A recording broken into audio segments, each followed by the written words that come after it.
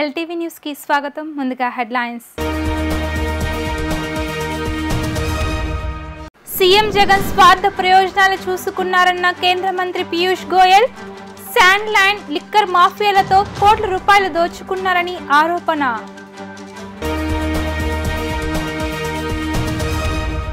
TDP అధినేత చంద్రబాబుతో కేంద్ర మంత్రి పీయూష్ గోయల్ భేటీ. 3 పార్టీల ఉమ్మడి కార్యాచరణ మేనిఫెస్టోపై చర్చ.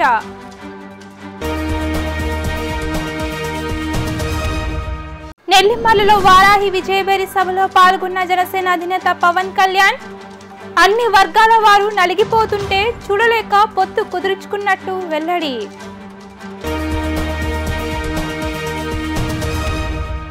ఏపీ అభివృద్ధికి ఎన్నో సహజ వనరులు ఉన్నాయని, ఈ 5ఏళ్లలో వైసీపీ ప్రభుత్వం అభివృద్ధిని పట్టించుకోలేదని కేంద్ర మంత్రి పీయూష్ గోయల్ విమర్శించారు. కార్మికులు, రైతులు, యువతను అసలు పట్టించుకోలేదని, వైసీపీ ప్రభుత్వం సీఎం జగన్ స్వార్థ ప్రయోజనాలు చూసుకున్నారని, శాండ్ ల్యాండ్ లిక్కర్ మాఫియాలతో కోట్ల రూపాయలు దోచుకున్నారని ఆరోపించారు.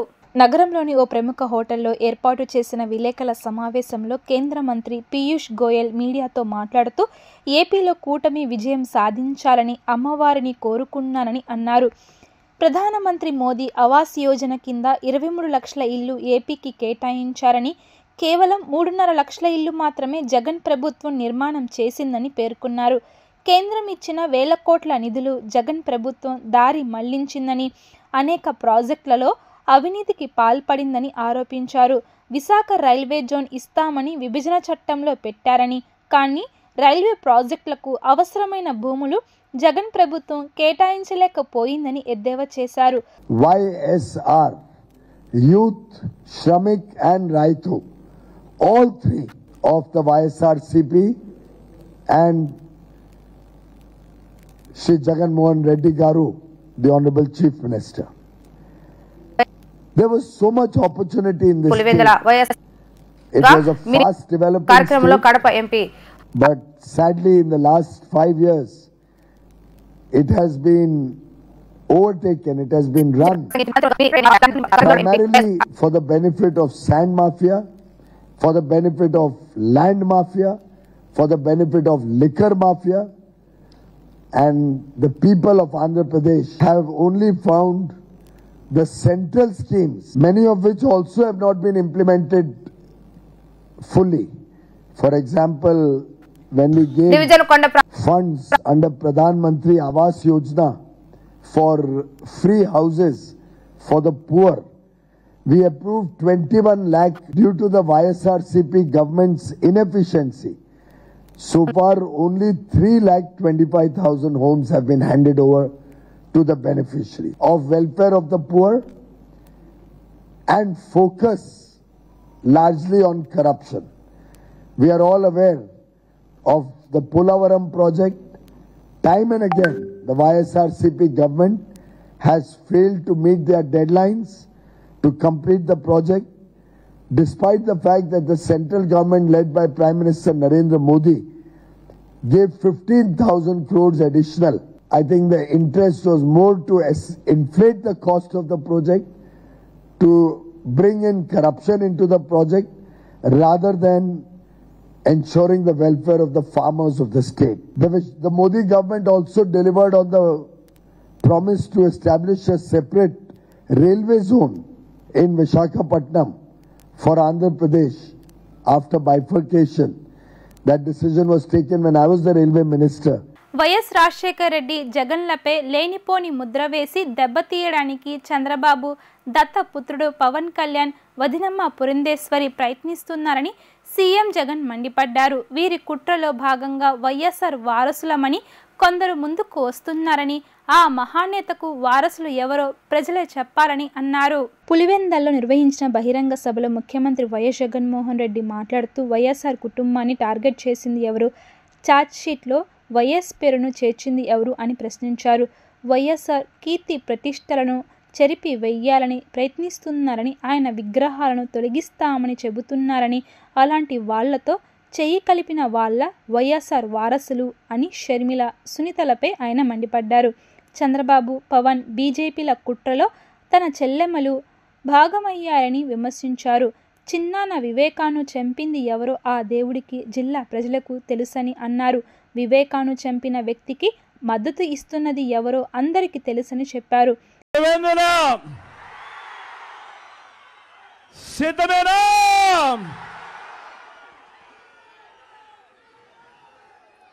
నా పులివెందులకు, నా సొంత గడ్డకు,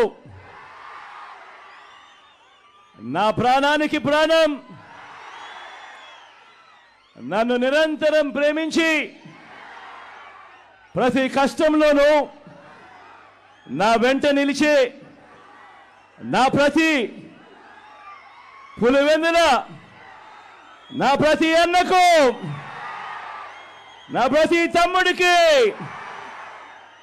నా ప్రతి అక్కకు, నా ప్రతి చెల్లెమ్మకు, నా ప్రతి అవ్వకు, నా ప్రతి తాతకు, నా ప్రతి స్నేహితుడికి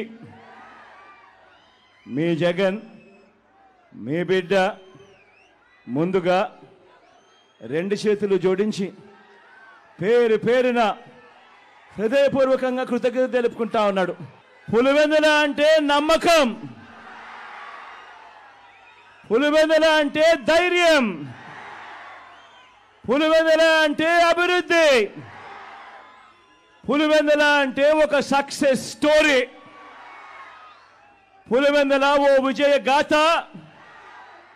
ఇది ఇక మీదట కూడా కొనసాగే విజయ గాథ. కరువు ప్రాంతంగా ప్రయాణాన్ని ప్రారంభించి అదే సమయంలో ఓ వైఎస్ఆర్, ఓ జగన్ల మీద లేనిపోని ముద్రలు వేసి దెబ్బ తీయటానికి ఓ బాబు, ఓ ఈనాడు, ఓ ఆంధ్రజ్యోతి, ఓ TV5, ఓ దత్తపుత్రుడు, ఓ వదినమ్మ, వీరంతా ఎంతో దుర్మార్గంగా ప్రయత్నిస్తున్నారో మీరే చూస్తున్నారు కదా. వీరి కుట్రలను మీరందరూ కూడా చూస్తున్నారు కదా. వీరికి తోడు ఈ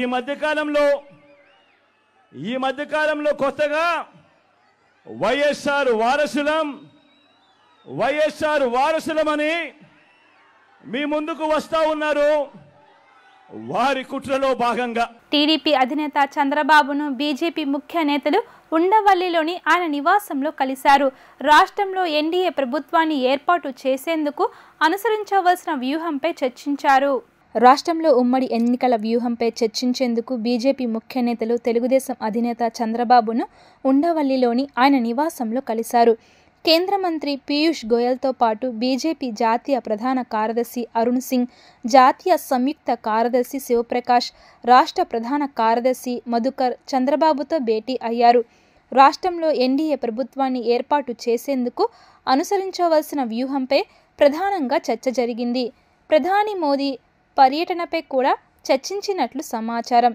ప్రధానితో కలిసి చంద్రబాబు, పవన్ ఎక్కడెక్కడ సభలో పాల్గొనాలి, సభల నిర్వహణ అంశాలు వీరి మధ్య చర్చకు వచ్చినట్లు సమాచారం. చిలకలూరిపేట సమీపంలో బొప్పడి వద్ద జరిగిన తొలి ఉమ్మడి సభకు ప్రజల నుంచి విశేష స్పందన వచ్చినప్పటికీ ప్రధాని మోదీ ప్రసంగానికి మైక్ ఆటంకాలు, రాష్ట్ర ప్రజలు ఆశించిన స్థాయిలో మోదీ హామీలు లేవని అభిప్రాయం ఉన్నందున మళ్లీ సభలో వాటన్నిటిని అధిగమించేలా జరపాలని నిర్ణయానికి నేతలు వచ్చినట్లు తెలుస్తుంది. జగన్ సైకోపాత్ మాత్రమే కాదు, సోషియోపాత్ కూడా. ఎవరు నవ్వినా, ఎవరు తెల్ల దుస్తులు వేసుకున్నా, ఎవరు సంతోషంగా ఉన్నా చూడలేడు అంటూ జనసేనాని పవన్ కళ్యాణ్ విమర్శించారు. అన్ని వర్గాల వారు నలిగిపోతుంటే చూడలేక పొత్తు కుదుర్చుకున్నామని వివరించారు. ఉత్తరాంధ్ర నుంచి వలసలు ఆగాలి, ఇక్కడ పరిశ్రమలు రావాలి, ఇక్కడి యువతకు ఉద్యోగాలు రావాలి అనే బలమైన సంకల్పంతో పొత్తు కుదుర్చుకున్నామని స్పష్టం చేశారు. విజయనగరం జిల్లా నెర్లిమలలో ఏర్పాటు చేసిన వారాహి విజయవేరి ప్రజాగళం ఉమ్మడి ప్రచార సభకు చంద్రబాబుతో కలిసిన పవన్ కళ్యాణ్ సీఎం జగన్పై ధ్వజమెత్తారు. ఈ సందర్భంగా పవన్ మాట్లాడుతూ తనకు వైసీపీ వ్యతిరేక ఓటు చీలడం ఇష్టం లేదని, తానేమీ సరదాకు ఈ మాట అనడం లేదని స్పష్టం చేశారు. యువత, మహిళలు ఇలా ప్రతి ఒక్కరిని మోసం చేసిన ఈ ప్రభుత్వాన్ని గద్దె దింపకపోతే తనకు గాని, చంద్రబాబుకు గాని, ఏ రాజకీయ నాయకుడికి గాని ఏమీ జరగదని, కానీ ప్రజలకు నష్టం కలుగుతుంటే, అన్ని వర్గాల వారు నలిగిపోతుంటే చూడలేక పొత్తు కుదుర్చుకున్నామని వివరించారు. ఉత్తరాంధ్ర నుంచి వలసలు ఆగాలి, ఇక్కడ పరిశ్రమలు రావాలి, ఇక్కడ యువతకు ఉద్యోగాలు రావాలి అనే బలమైన సంకల్పంతో పొత్తు కుదుర్చుకున్నామని స్పష్టం చేశారు. జనసేనను తగ్గించుకొని, ఎందుకంటే నాకు వైసీపీ వ్యతిరేక ఓటు చీలడం ఇష్టం లేదు. ఆ మాట ఎందుకన్నాను, నాకు సరదా కాదు. ఇక్కడ ఇంతమంది యువత, ఆడపడుచులు, యువతులు, పెద్దలు, మహిళలు, యువకులు ఉన్నారు. ప్రతి ఒక్కరిని మోసం చేసిన ఈ ప్రభుత్వాన్ని గద్దె దింపకపోతే నాకేం జరగదు, చంద్రబాబు గారికి ఏం జరగదు, ఏ రాజకీయ నాయకులకి వెళ్ళిపోతారు. కానీ నాకున్న ఇక్కడ నుంచున్న యువతులు కానీ, ఆడపడుచులు కానీ, ఇక పక్కన కూర్చున్న యువకులు కానీ, మేడల పైన మిద్దెల పైన ఉన్న పెద్దలు, యువకులు కానీ, రైతాంగం కానీ, మనకి చేతి పరిశ్రమల వారు కానీ, ఉద్యోగస్తులు కానీ అందరూ కూడా నలిగిపోతారు.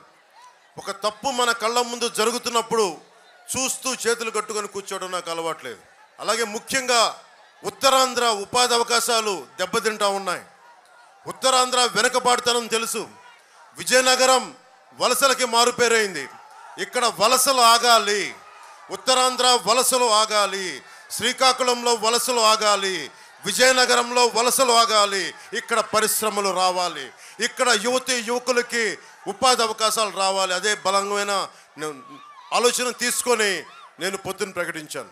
నెల్లిమర్లకు సంబంధించి నాకు పోయినసారి పోరాట యాత్ర వచ్చినప్పుడు 10,000 మంది పనిచేసే జూట్ కర్మాగారం మూసివేయబడింది. దీన్ని ఎవరికి చేసుకునే వాళ్ళు లేరు. అంటే ఈ రోజున పనిచేయడానికి మనుషులు ఉన్నారు. జూట్ ఉంది ఒకవైపు, కానీ ఎక్కడో బంగ్లాదేశ్ నుంచి ఇంపోర్ట్ చేసుకుంటా ఉన్నాం. ఒకవైపు పని చేయడానికి కార్మికులకు లేదు, పండించిన పంటకి గిట్టుబాటు ధర లేదు. ఇవన్నీ ఎన్డీఏ ప్రభుత్వం రాగానే, తెలుగుదేశం, జనసేన, భారతీయ జనతా పార్టీ రాగానే దీన్ని జూట్ మిల్ని ఇక్కడే ఉండేలా చేస్తాం, తెరిపించేలా చేస్తాం.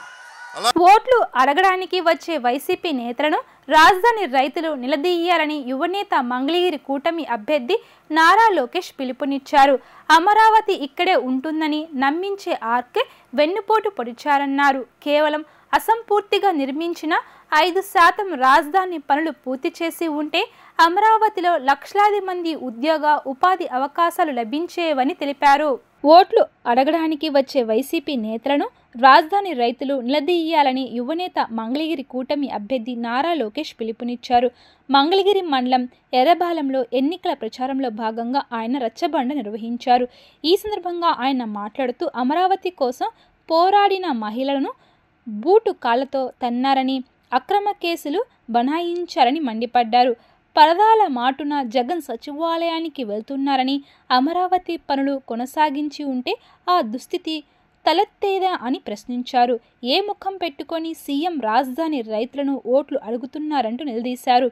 అమరావతి ఇక్కడే ఉంటుందని నమ్మించి ఆర్కే వెన్నుపోటు పొడిచారన్నారు. కేవలం అసంపూర్తిగా నిర్మించిన 5% రాజధాని పనులు పూర్తి చేసి ఉంటే అమరావతిలో లక్షలాది మంది ఉద్యోగ, ఉపాధి అవకాశాలు లభించేవారన్నారు. బాధపడ్డా, కానీ రెండో రోజు నుంచి ఆ బాధ ఆవేదన నాలో కసిపించింది తల్లి. మళ్ళీ 4 సంవత్సరాలు 11 నెలలు మంగళగిరి ప్రజలకు నేను సేవ చేస్తా, మంగళగిరి ప్రజల మనసు నేను గెలుచుకుంటానని ఆనాడే నిర్ణయించుకున్నాను తల్లి. అమ్మా, ఏ నియోజకవర్గంలో జరిగిన విధంగా 29 సంక్షేమ అభివృద్ధి కార్యక్రమాలు నేను మంగళగిరి నియోజకవర్గంలో చేశాను తల్లి.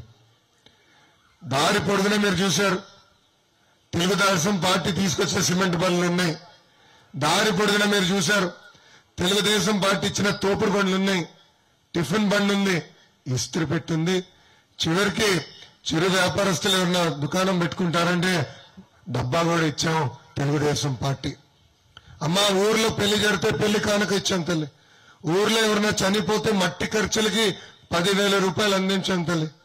ఊర్లో ఎవరైనా కుట్టు నేర్చుకోవాలంటే కుట్టు నేర్పిస్తే కాదు, కుట్టు మెషిన్లు కూడా ఉచితంగా ఇచ్చింది తెలుగుదేశం పార్టీ తల్లి. అమ్మా, ఇలా 29 సంక్షేమ అభివృద్ధి కార్యక్రమాలు మీకోసం చేశాను తల్లి. అమ్మా, ప్రతిపక్షంలో నేను ఎంత కష్టపడ్డానంటే రేపు అధికారులకు వచ్చిన తర్వాత ఎంత కష్టపడతాను ఒక్కసారి మీరందరూ ఆలోచించమంటున్నా. అమ్మా, గత 25 సంవత్సరాలుగా 2 కుటుంబాలు మన పరిపాలించినాయి. మొదటిది మురుగుడు హనుమంతరావు గారి కుటుంబం.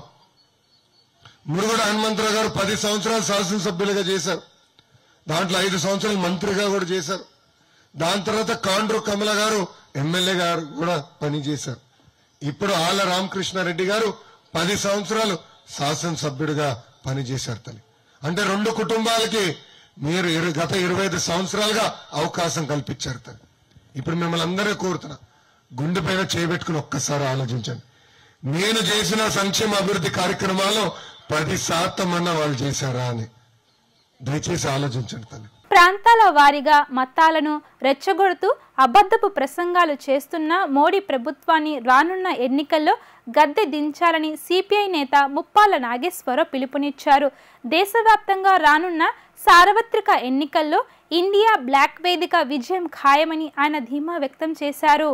మంగళగిరిలోని సిపిఐ కార్యాలయంలో జరిగిన విలేకరుల సమావేశంలో సిపిఐ నేత ముప్పాల నాగేశ్వరరావు మాట్లాడుతూ దేశవ్యాప్తంగా బీజేపీకి ఎదురుగాలి వీస్తుందని, ప్రధాని మోడీ నిరంకుశంగా వ్యవహరిస్తూ దేశ ప్రజలను మతాల వారీగా చీల్చడానికి ప్రయత్నిస్తున్నారని విమర్శించారు. ఎన్ని ప్రయత్నాలు చేసినా కేంద్రంలో ఇండియా బ్లాక్ వేదిక ప్రభుత్వం ఏర్పాటు చేస్తుందని అన్నారు. రాష్ట్రంలో వైసీపీ ప్రభుత్వ విధానాలు మొత్తం బీజేపీ కేంద్రంలో ప్రభుత్వం పెట్టిన విధానాలను బలపరుస్తూ రాష్ట్రంలో ప్రజలపై భారాలు మోపుతుందని విమర్శించారు. దేశవ్యాప్తంగా భారతీయ జనతా పార్టీ మోసపు ప్రకటనల బండారం తొలి దశ పోలింగ్లో అది నీటి మీద బుడగని తేలిపోయింది. 370 నుండి 400 స్థానాలు బీజేపీ ఎన్డీఏ కూటమి గెలుస్తుందనేది కల్లా. ఒక్క ఆంధ్రప్రదేశ్ పట్టిన దుర్గతి వేరు. ఇక్కడ ప్రధానమైనటువంటి వైసీపీ, టీడీపీ, జనసేన కూటమి ప్రత్యక్షంగా పరోక్షంగా బీజేపీకి లొంగి ఉన్నాయి. ఇటీవల మంత్రి అంబటి రాంబాబు మేము గెలిచే 25 పార్లమెంటు సీట్లని మోడీ గారి పాదాల దగ్గర పెడతాం, ఎన్డీఏ కూటమికే పూర్తి మద్దతు ఇస్తాం, అది మా లక్ష్యం, ఇది కుండ పగలగొట్టినట్టు నేను చెప్తున్నా అని తేటతెల్లం చేశారు. ప్రత్యక్షంగా పొత్తు పెట్టుకున్న తెలుగుదేశం, జనసేన దేశంలో 400 సీట్లు, రాష్ట్రంలో ఎన్డీఏకి 160 సీట్లు వస్తాయని చంద్రబాబు నాయుడు గారే నిస్సిగ్గుగా బహిరంగంగా చెబుతున్నారు. అంటే దేశ ప్రజలు మోడీని చీకొడుతున్నా, ఆంధ్ర రాష్ట్ర ప్రజలు మోడీని, ఎన్డీఏని అసహ్యించుకుంటున్న భయం ఆవరించినటువంటి కూటమి ఓట్లు లేని బీజేపీకి 6 పార్లమెంటు సీట్లు, 10 అసెంబ్లీ సీట్లు ఇవ్వటం చిన్న సన్నకారు రైతులకు లాభసాటిగా లావాదేవీలకు నంది వెలుగు కోఆపరేటివ్ క్రెడిట్ సొసైటీ బ్యాంక్ ఎంతో ఉపయోగకరమని బ్యాంక్ చైర్మన్ తోట లక్ష్మీ కోటేశ్వరరావు తెలియజేశారు. నంది వెలుగు గ్రామంలో 2020లో నంది వెలుగు cooperative credit society limited bank స్థాపించడం జరిగిందని అన్నారు. నంది వెలుగు కోఆపరేటివ్ క్రెడిట్ సొసైటీ లిమిటెడ్ నూతన branch Mangalagiri Gautama Buddha road Ushodaya super market ఎదురు ప్రారంభించారు. నంది వెలుగు కోఆపరేటివ్ బ్యాంక్ ప్రారంభోత్సవానికి ముఖ్య అతిథిగా భాష్యం విద్యా సంస్థల చైర్మన్ భాష్యం రామకృష్ణ చేతుల మీదుగా రిబ్బన్ కట్ చేసి ప్రారంభించారు. ఈ కార్యక్రమానికి ముఖ్య అతిథులుగా TDP incharge Pothineni Srinivasarao, Mangalagiri Janasena party incharge Chellapalli Srinivasarao, ప్రముఖ వ్యాపారవేత్త Nannapaneni Nageswararao, chamber of commerce president Sanka Balaji Gupta తదితరులు పాల్గొన్నారు. ఈ సందర్భంగా బ్యాంక్ చైర్మన్ తోట లక్ష్మీ కోటేశ్వరరావు మాట్లాడుతూ 2024 వచ్చేసరికి 4 బ్రాంచులను లోన్ బుక్ వాల్యూతో కలిపి 80 కోట్ల రూపాయలతో సక్సెస్ఫుల్గా బ్యాంకును నిర్వహిస్తున్నట్లు తెలిపారు. నందివెలుగు కోఆపరేటివ్ క్రెడిట్ బ్యాంక్ ద్వారా రాజధాని రైతులు, వ్యాపారస్తులు, మధ్యతరగతి ప్రజలు అతి తక్కువ వడ్డీ రేట్లకే లోన్స్తో పాటు బంగారు రుణ సదుపాయం పొందవచ్చని ఈ సందర్భంగా ఆయన తెలియజేశారు. ఈ నందివెలుగు కోఆపరేటివ్ సొసైటీ అనేది ఏర్పాటు చేయడం అనేది చాలా సంతోషదగ్గ విషయం. దీనివల్ల సన్నకారు, చిన్నకారు, ఔత్సాహికారి ఎంటర్ప్రైనర్స్ అందరికి కూడా చాలా ఉత్సాహంగా ఉంటుంది. అలాగే కాకుండా డిపాజిట్స్ ఇవన్నీ కూడా ఆర్థిక లావాదేవీలకి కేంద్రంగా ఉండాలి. లక్ష్మీ కోటేశ్వర గారికి మంచి జరగాలని చెప్పి కోరుకుంటూ నాకే అవకాశం ఇస్తాను. ఈ నందివెలుగు కోఆపరేటివ్ సొసైటీ బ్యాంక్ త్వరలో మరిన్ని బ్రాంచీలతో ఎక్కువ మంది కస్టమర్లకి సేవ అందించాలని, మరింత ఎదుగుదలలో ఉండి ఎక్కువ మందికి సహాయం చేసే విధంగా ఉండాలని, అట్లాగే డిపాజిట్ చేసుకున్న వాళ్ళకి ఆ నమ్మకం ఎక్కువ కలుగు చేస్తున్నారు కాబట్టి ఎక్కువ డిపాజిట్దారులు ఇక్కడ డిపాజిట్ చేసుకుంటే మంచి ఇన్కమ్ కూడా పొందవచ్చు. ఈ విధంగా సహాయపడుతున్న మరి ఈ బ్యాంకు సిబ్బంది అందరికీ కూడా నాకు కృతజ్ఞతలు తెలియజేస్తూ మరొకసారి ఇది 4వ బ్రాంచ్గా స్థాపించడం జరుగుతుంది. మంగళగిరిలో ఈరోజు ప్రారంభోత్సవం అయ్యింది. గుంటూరులో ఒక బ్రాంచి, విజయవాడలో ఒకటి ఉంది, నందివెలుగులో ఒకటి ఉంది.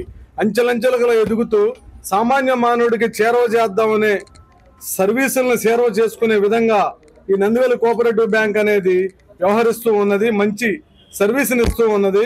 అందులో భాగంగానే మంగళగిరిలో బ్రాంచ్ పెట్టడం అనేది చాలా అభినందనీయం అని చెప్పి సందర్భంగా తెలియజేసుకుంటూ ప్రతి ఒక్కరూ కూడా ఈ బ్యాంకులో అకౌంట్లు ఓపెన్ చేసి మంచి వడ్డీని కూడా మిగతా బ్యాంకులన్నిటికంటే కూడా మంచి వడ్డీని ఈ బ్యాంక్ ఇస్తుందని చెప్పి ఆశిస్తూ 2024 వచ్చేటప్పటికి ఇది మంగళగిరిలో 4వ బ్రాంచి స్టార్ట్ చేశాము. ఈ రోజున ఈ 4 సంవత్సరాల్లో 45 కోట్ల రూపాయలు డిపాజిట్స్, అదేవిధంగా లోన్స్ మొత్తం బుక్ వాల్యూతో కలిపి 80 కోట్ల రూపాయలతో బుక్ వాల్యూతో సక్సెస్ఫుల్గా రన్ చేస్తూ ఉన్నాము. ఈరోజు మంగళగిరిలో స్థాపించడానికి కారణం ఏంటంటే మిగతా సభ్యులందరూ కూడా మంగళగిరిలో మీరు స్థాపించి మంగళగిరిలో చాలా బాగుంటుందండి అని మంగళగిరి సభ్యులందరూ కూడా కోరటం వల్ల మంగళగిరిలో స్థాపించడం జరిగింది. ఈ సొసైటీలో డిపాజిట్స్తో పాటు అన్ని రకాల లోన్స్ ఇస్తామండి. గోల్డ్ లోన్స్, మార్ట్గేజ్ లోన్స్, అన్ని రకాల లోన్స్ ఇస్తాము. డిపాజిట్స్కి మేము దగ్గర 12% దాకా ఇస్తామండి, అంటే 1 రూపీ వడ్డీ వస్తుంది. మార్ట్గేజ్ లోన్స్ ఏ లోన్స్ అయినా సరే ఇంచుమించు 18% దాకా తీసుకుంటాం. వైఎస్ఆర్ కాంగ్రెస్ పార్టీ అధినేత ముఖ్యమంత్రి వైఎస్ జగన్మోహన్ రెడ్డి పులివెందుల వైఎస్ఆర్సీపీ అసెంబ్లీ అభ్యర్థిగా నామినేషన్ దాఖలు చేశారు. పులివెందుల సిఎస్ఐ గ్రౌండ్లో బహిరంగ సభలో ప్రజలను ఉద్దేశించి ప్రసంగించిన అనంతరం నేరుగా మినీ సెక్రటరియట్లోని ఆర్ఓ ఆఫీస్కు వెళ్లారు. పులివెందుల రిటైనింగ్ అధికారికి నామినేషన్ పత్రాలు అందజేశారు. ఈ కార్యక్రమంలో కడప ఎంపీ వైఎస్ అవినాష్ రెడ్డి పాల్గొన్నారు. సీఎం జగన్కు వివేక సతీమణి సౌభాగ్యమ్మ బహిరంగ లేఖ రాశారు. న్యాయం కోసం పోరాటం చేస్తున్న చెల్లెలను హేళన చేస్తూ నిందలు మోపుతూ దాడులకు కూడా తెగబడే స్థాయికి కొంతమంది దిగజారుతుంటే నీకు మాత్రం పట్టడం లేదా? హత్యకు కారణమైన వాళ్లకు రక్షణగా ఉండడం తగునా అంటూ జగన్ను ప్రశ్నించారు. సీఎంగా చూడాలని తప్పించిన చిన్నానను సొంత పత్రిక, ఛానల్లో చెప్పలేనంతగా చేయడం తగునా జగన్ అంటూ వివేక భార్య సౌభాగ్యమ్మ బహిరంగ లేఖ రాశారు. 2009లో తండ్రిని కోల్పోయినప్పుడు ఎంత మనోవేదన అనుభవించావో 2019లో సునీత కూడా అంతే మనోవేదన అనుభవించిందని లేఖలో రాశారు. కుటుంబంలోని వారే వివేకానంద రెడ్డి హత్యకు కారణం కావడం, వారికి సీఎంగా నువ్వే రక్షణ ఉండడం ఎంతో బాధించిందని సౌభాగ్యమ్మ లేఖలో తెలిపారు. నిన్ను సీఎంగా చూడాలని ఎంతో తప్పించిన చిన్నానను ఈ విధంగా నీ పత్రిక, ఛానల్, సోషల్ మీడియాలో హననం చేయడం తగునా అంటూ జగన్ను లేఖలో నిలదీశారు. న్యాయం కోసం పోరాటం చేస్తున్న చెల్లెలను హేళన చేస్తూ నిందలు మోపుతూ దాడులకు కూడా తెగబడే స్థాయికి కొంతమంది దిగజారుతుంటే నీకు మాత్రం పట్టడం లేదా అని ప్రశ్నించారు. సునీతకు మద్దతుగా నిలిచి పోరాటం చేస్తున్న షర్మిలను కూడా లక్ష్యంగా చేస్తుంటే నీవు నిమ్మకు నీరెత్తినట్లు ఉండడం ఏంటని లేఖలు ఆవేదన వ్యక్తం చేశారు. కుటుంబ సభ్యునిగా కాకపోయినా రాష్ట్ర ముఖ్యమంత్రి అయినా ఇదేనా నీ కర్తవ్యమని ప్రశ్నించారు. వార్తలు ముగించే ముందు హెడ్లైన్స్ మరోసారి. సీఎం జగన్ స్వార్థ ప్రయోజనాలు చూసుకున్నారన్న కేంద్ర మంత్రి Piyush Goyal sand land liquor మాఫియాలతో కోట్ల రూపాయలు దోచుకున్నారని ఆరోపణ.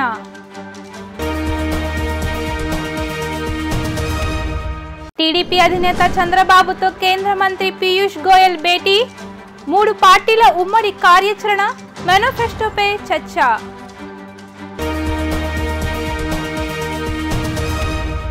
నెల్లిమర్లలో వారాహి విజయబేరి సభలో పాల్గొన్న జనసేన అధినేత పవన్ కళ్యాణ్ అన్ని వర్గాల వారు నలిగిపోతుంటే చూడలేక పొత్తు కుదుర్చుకున్నట్టు వెల్లడి.